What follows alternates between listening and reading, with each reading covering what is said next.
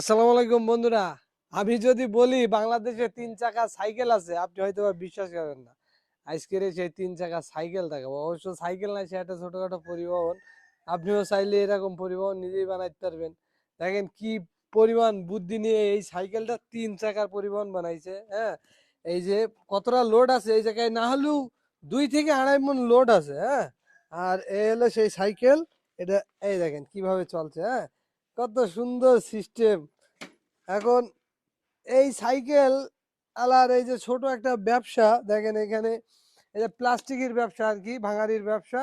তো ওই লোকের সাথে কথা বলি, যেটা বুঝলাম যে সে লোক বলে যে একটা ভ্যানের দাম ৭০ থেকে ৮০ হাজার টাকা।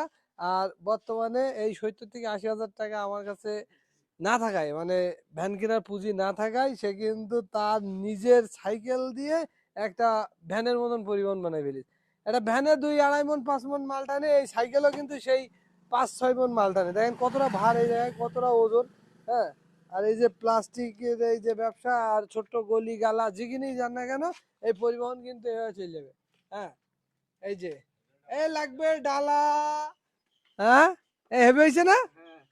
তো এই হলো বর্তমান বাংলাদেশের অবস্থা, আর বাঙালির মাথায় কি বুদ্ধি।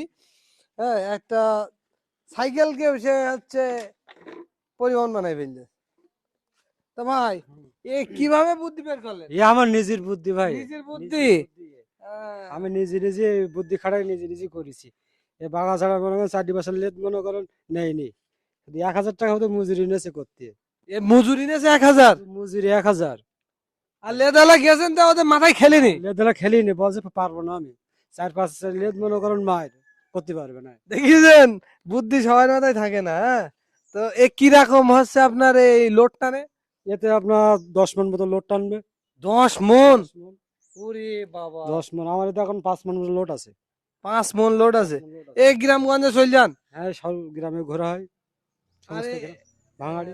তো দেখেন বন্ধুরা, আপনিও চাইলে যে মনে করেন বলে না যে আমি ব্যবসা করব, আমার তো একটা ভ্যান লাগবে ১,৫০,০০০ টাকা, ভ্যান কেনার পুঁজি নেই। সাইকেল ২,০০০ টাকা দিয়ে কিনবো, আমি কিনবো মনে করো আর ১,০০০ খরচ করবো।